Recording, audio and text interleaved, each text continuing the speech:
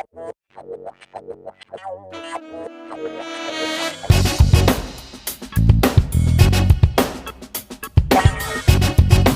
et bienvenue dans la chaîne Mathématiques Sciences. Aujourd'hui je vais vous présenter et expliquer une nouvelle vidéo. On va tout simplement voir les calculs de volume. Ok, donc calcul de volume pour les sixièmes. Donc ici en sixième, comme je vous l'ai dit, on s'intéresse exclusivement aux parallélépipèdes rectangles et aux cubes. Mais on pourrait également s'intéresser à d'autres solides. Ok, là en classe de sixième, en tout cas c'est parallélépipèdes et cubes. Et en classe de cinquième, vous verrez donc deux solides. Enfin deux autres solides. En classe de quatrième, pareil, vous verrez d'autres solides. Et en classe de troisième, là, vous ferez l'intégralité des solides. Donc, ici, nous avons deux solides. Ici, un parallélépipède rectangle. Ici, donc, un cube. Et on voudrait donc calculer le volume de ces deux solides. Je vous laisse donc mettre la vidéo en pause pour calculer le volume de ces deux solides. Et après, donc, nous allons tout simplement corriger. Sur ce, donc, correction. Donc, ici, nous allons voir comment on peut calculer le volume de solides, ok, notamment de parallélépipède rectangle ou encore on va voir le cas particulier du cube. Et donc, déjà, pour calculer le volume d'un parallélépipède rectangle, rappelons tout de même la formule.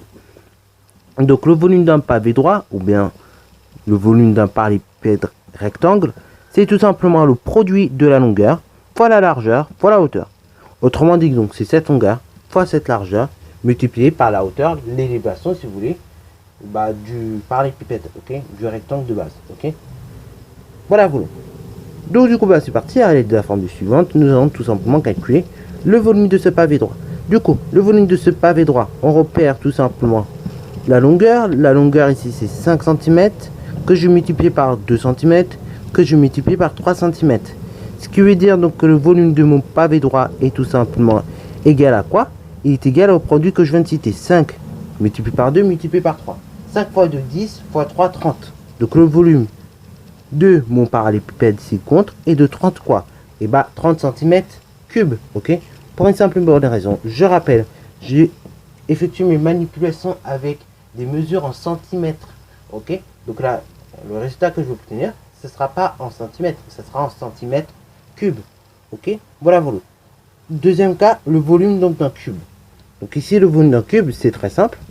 La formule, c'est tout simplement côté fois côté fois côté, que j'aime bien résumer en général en côté au cube, ok? Mais bon, l'autre formule, je vous la montrerai à partir plus de la cinquième, comme ça au moins, vous ne serez pas trop perdu. Donc, le volume du cube, c'est le produit de 3 fois le côté, ok? Donc, autrement dit, le volume du cube, c'est quoi? C'est tout simplement donc 3 fois 3 fois 3. Ce qui veut dire donc que le volume de ce cube est tout simplement égal à 27 cm. Et attention, on n'oublie pas l'unité, comme on a manipulé avec des unités que sont les centimètres. Résultat donc en centimètres cubes. Ok, donc ça c'est le résultat en centimètres cubes, je le rappelle. Ok, donc volume du cube 27 cm3. Pareil, en classe de 5e, vous verrez une autre formule que celle-ci, c'est que volume du cube est égal côté au cube.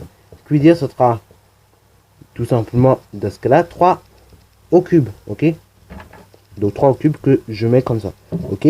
Alors vous aurez en classe donc de 5e une signification de ce que veut dire au cube, ok? C'est-à-dire 3 fois 3, 3.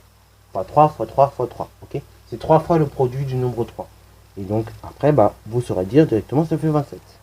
Et si vous n'avez pas eu l'explication de façon exacte en classe de 5e, vous l'aurez en revanche en classe de 4e, puisqu'en classe de 4e, on voit ce qu'on appelle les puissances, ok?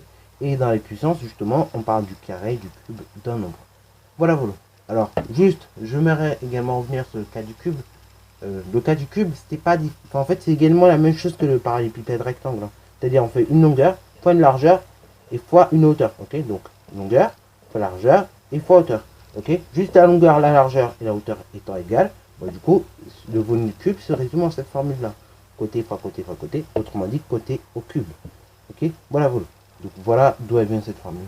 Sur ce donc, c'est la fin de cette vidéo, j'espère qu'elle t'a plu. N'hésite d'ailleurs pas à la liker, à commenter et bonne reste à toi en mathématiques et en sciences.